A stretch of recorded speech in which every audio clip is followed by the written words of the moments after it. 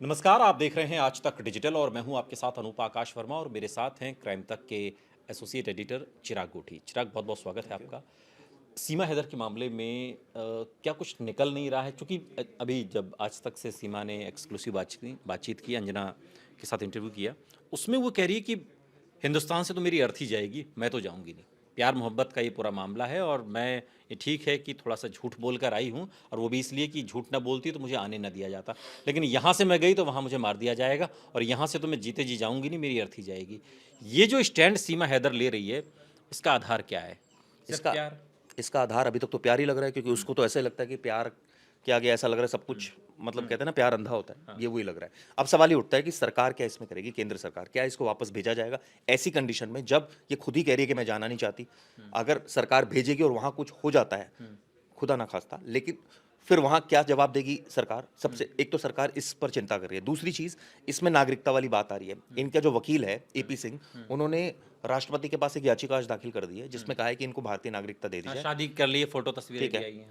हाँ। दे दी जाए और अपना ये जो भी शादी करना चाहें अपना करें, बच्चे अपना यहाँ इंडियन वो बन जाए। और वो खुद ही कहती है, उसने खुद आज इंटरव्यू में कहा कि मैं 1 साल पहले से अपने पति से बात नहीं कर रही हूँ और मैं तो 1 साल से हिंदू हूँ। उसने कहा मैं सब प्रैक्टिसेस कर रही हूँ और मुझे जो है वो वहाँ मैं खुलकर नहीं कर सकती थी क्योंकि वहाँ तो ऑब्वियसली इस चीज़ की मनाही है। अब मैं चाहती हूँ कि मैं यहाँ करूँ।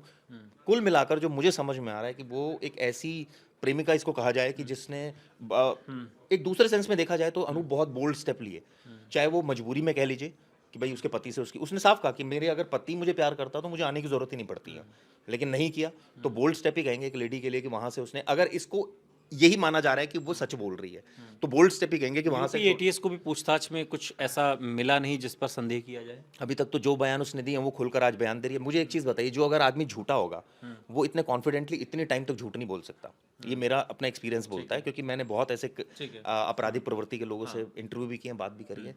आप कहीं ना कहीं तो फंसेंगे और इतना और एक ही कॉन्फिडेंस है। बात बोल रही है, ऐसा भी नहीं है कि बदल बदल कर हाँ, बोल रही बदल है। बदल के, और फिर कहीं ना कहीं आप फंसेंगे। जहाँ तक बात है कि भाई उसके पास वो साफ बोल रही है मेरे पास पासपोर्ट है, वीज़ा नहीं मिलता मुझे, मैं इसलिए आ गई। वहाँ बस में उसने अपना नाम बता, जो भी बताकर वो बैठी, कहने का मतलब ये। और वहाँ इसने बताया कि मेरे तो जहाँ जिस होटल में थी वहाँ पर मेरी बहुत अच्छी बातचीत थी उनसे। अब वो पता नहीं क्यों ऐसा बोल रहे हैं, अब मुझे भी समझ नहीं आ रहा कि वो क्यों बोल रहे हैं ऐसा। तो कहने का मतलब ये है कि एटीएस को कुछ नहीं मिला अभी तक, जो बयान उसके है वही बयान। और अब कई बार अब इसमें क्या एंगल समझ में आ रहा है? अब क्या होगा? क्या इसे नागरिकता मिलेगी या वापस जाने के लिए तो ये बहुत एक तरीके से जिस तरीके का वो बयान दे रही है कि भाई मैं जीते जी तो नहीं जाऊंगी, अर्थ ही जाएगी। अब इसका मतलब है कि वो जाने, अपने मन से तो जाने वाली है नहीं। सवाल ये उठता है कि एक केस इसके ऊपर जो चल रहा है इलीगल डिटेंशन का, वो तब खत्म होगा जब इसको नागरिकता मिल जाएगी।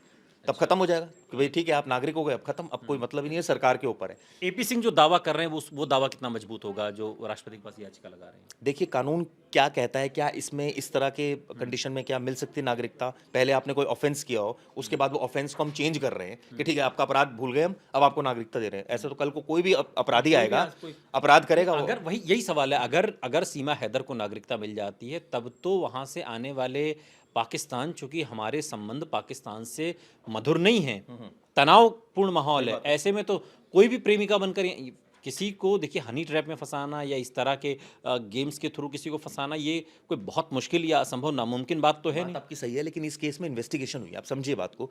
ये बात आपकी बिल्कुल ठीक है, ये क्वेश्चन जायज़ है। लेकिन यहाँ इन्वेस्टिगेशन हुई है पूरी तरह से। अभी तक एटीएस ने कई घंटों की पूछताछ की है, जिसके बाद ये एक निष्कर्ष निकला है कि भाई अभी ऐसी सिचुएशन लग नहीं रही। जो मुझे लग रहा है अभी इसमें थोड़ा और टाइम, और कई बार कई राउंड की पूछताछ और कर सकती है एटीएस इसमें, क्योंकि हो सकता है गवर्नमेंट कहे कि ठीक है अभी उसने जो भी किया, क्योंकि ऐसे में साइकोलॉजिकल गेम ज़्यादा खेला जाता है। ठीक है अभी यही है ना, यहीं रखो अभी, थोड़ा और प्रेशर डालो, फिर बुलाओ। 10-15 बार जब बुलाएंगे पूछताछ के लिए तो कभी तो बंदा परेशान होगा, फ्रस्ट्रेट होगा, कहेगा हाँ मैं, ये है कहानी, या आप क्या क्या करना चाह रहे हैं भाई आप हमें, जब मैं उसके साथ रहने के लिए तैयार हूँ फिर आपको क्या प्रॉब्लम है, आप क्यों हमें परेशान कर रहे हैं? मतलब एक ऐसी सिचुएशन क्रिएट करने की कोशिश की जा रही है ताकि एंड तक सच ही सामने आए, कोई ऐसी चीज़ ना आ जाए जिससे कि ठीक है।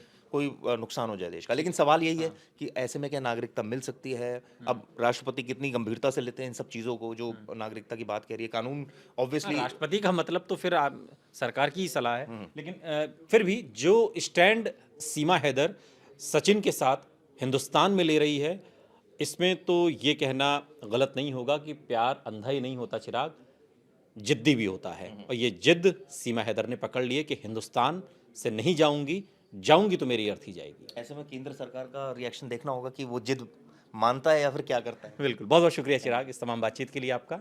यहाँ रुक रहे हैं लेकिन आप कहीं जाइएगा नहीं, बने रहिए हमारे साथ, देखते रहिए आज तक डिजिटल।